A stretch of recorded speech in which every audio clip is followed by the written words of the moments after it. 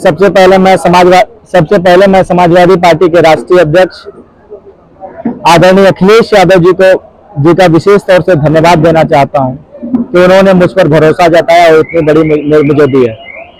और मैं ये आपके माध्यम से विश्वास दिलाना चाहता हूं कि जो जिम्मेदारी उन्होंने मुझे दी है उसे जिम्मेदारी से निभाने का काम करूंगा। देखिए, समाजवादी पार्टी ने हमेशा नौजवानों को आगे बढ़ाने का काम किया है। समाजवादी पार्टी में जब नेता भी रहे हैं या फिर उसके बाद आदरणीय अखिलेश यादव जी, जो गरीब किसान मजदूर का बेटा जिसके अंदर क्षमता होती है नेतृत्व करने की, उसे समाजवादी पार्टी प्लेटफॉर्म देकर आगे बढ़ाने का काम करती है।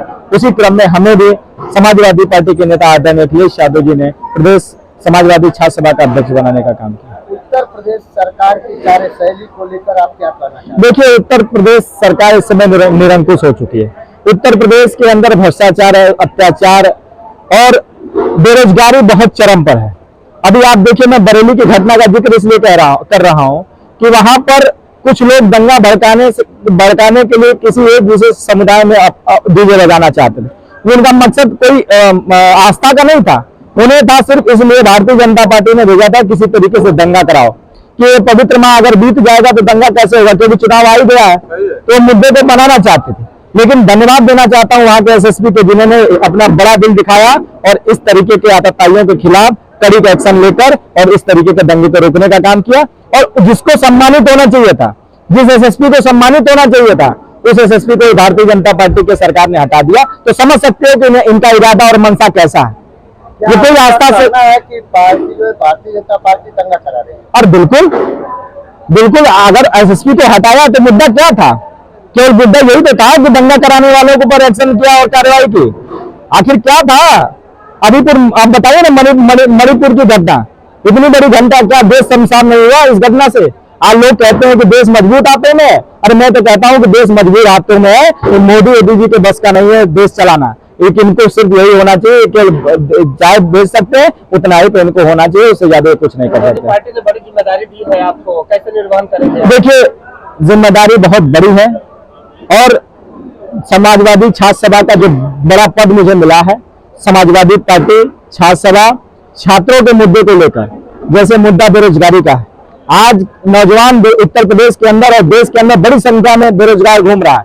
डिग्रियां तो ले लिया है लेकिन नौकरी का पता नहीं, नौकरी कभी पेपर लीक आउट हो जा रहा है, भ्रष्टाचार के हत्थे चढ़ जा रहा है। तो बेरोजगारी सबसे बड़ा मुद्दा है। और आज बताइए, पिछड़े वर्ग के नौजवानों को, दलित वर्ग के नौजवानों को छात्रवृत्ति नहीं मिली। आप पता करिए सरकार से कि छात्रवृत्ति कहां गई उन नौजवानों की।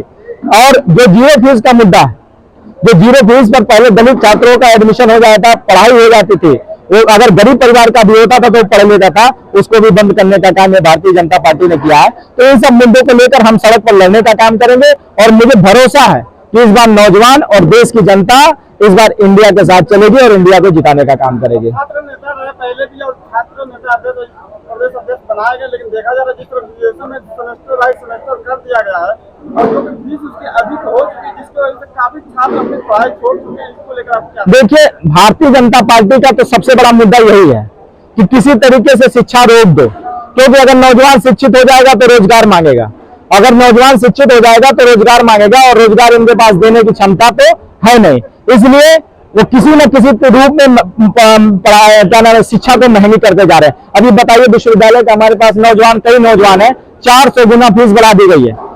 बताइए, किसानों की आमदनी क्या है? इन्होंने किसानों के धान के रेट को बढ़ाया, किसानों के किसी भी उपज के रेट को बढ़ाया, और फीस जो विश्वविद्यालय की फीस है उसको 400 गुना बढ़ा दिया। तो सोचिए, गरीब किसान का, मजदूर का बेटा कैसे पढ़ाई करेगा? अगर डॉक्टर बनना चाहे गरीब का बेटा तो आज के दिन में बन पाएगा? 1 करोड़ तक की फीस चली गई है। तो ये भारतीय जनता पार्टी का मुख्य मुद्दा है कि किस तरीके से पिछड़े, दलित, शोषित लोगों को शिक्षा से वंचित कर दिया जाए। न वो शिक्षित होंगे, न हमसे सवाल करेंगे और न ही रोजगार मांगेंगे। ये भारतीय जनता पार्टी का सबसे बड़ा मुद्दा है। महंगाई चरम सीमा पे और टमाटर ठेले से गायब। देखिए भाई, महंगाई तो बहुत ज्यादा है, लेकिन भारतीय जनता पार्टी के पास इस समय सीमा हैदर आ गई है। टमाटर की चर्चा नहीं है, प्याज की चर्चा नहीं है, लहसुन की चर्चा नहीं है, लेकिन चर्चा किसकी है? सीमा हैदर के। क्या वो जरूरी है इस देश के लिए? आपका विषय है, आपके इंटेलिजेंस का विषय है। आप मुद्दा बनाते हैं देश के लिए। देश इस समय महंगाई की मार झेल रहा है। टमाटर महंगा हो गया, सब्जियां महंगे हो गई, दाल महंगे हो गए, और बताइए उसको मुद्दा नहीं बनाते हैं सरकार। ये जो आप तो यूट्यूबर हैं, आप जो है चैनल, छोटे चैनल वाले हैं, बड़े चैनल वाले भारतीय जनता पार्टी की पूरे ठेका लेके बैठे हुए हैं। वो उनके पास मुद्दा नहीं है बेरोजगारी का डिबेट करने का, न महंगाई पे डिबेट करने का, न अत्याचार पे डिबेट करने का। वो तो लगातार भारतीय जनता पार्टी का प्रवचन कर रहे हैं और जो इनमें फंसेगा वो देश को बर्बाद करने का काम करेंगे। लेकिन मुझे भरोसा है, आप जैसे पत्रकारों पर मुझे पूरा भरोसा है कि आप सच्चाई दिखाएंगे, महंगाई की बात करेंगे, छात्रों की बात करेंगे, महिलाओं की बात करेंगे, नौजवानों की बात करेंगे, और ये बात करेंगे तो हमें अधिकार मिलेगा। और लोग अब जागरूक होने लगे हैं आपके माध्यम से जागरूक होने लगे हैं, और आने वाले समय में 2024 में इस भारतीय जनता पार्टी को, सरकार को देश से हटाने का काम करेंगे। ओम प्रकाश के बेटे कह रहे हैं अरुण राजभर जी 2024 में सपा की लोग दोबारा देंगे। ओम प्रकाश के बेटे नेता हैं, आप नेता मानते हैं? उनकी बातों को ज्यादा सीरियस मत लीजिएगा। उनके पिताजी उनकी कसम खा के कहे थे कि हम कभी भारतीय जनता पार्टी में नहीं आएंगे। भाई अपने बेटे की कसम खा के तो कहे थे।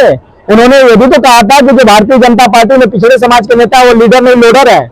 अब क्या है, वो लोडर ही बनने तो वहां गए हैं।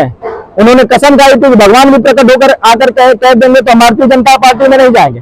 तो उनको सिर्फ सत्ता से मतलब है। वो कभी अपने समाज की लड़ाई, पिछड़ों की लड़ाई, उसके न्याय और अधिकार की लड़ाई कभी नहीं लड़ना चाहते।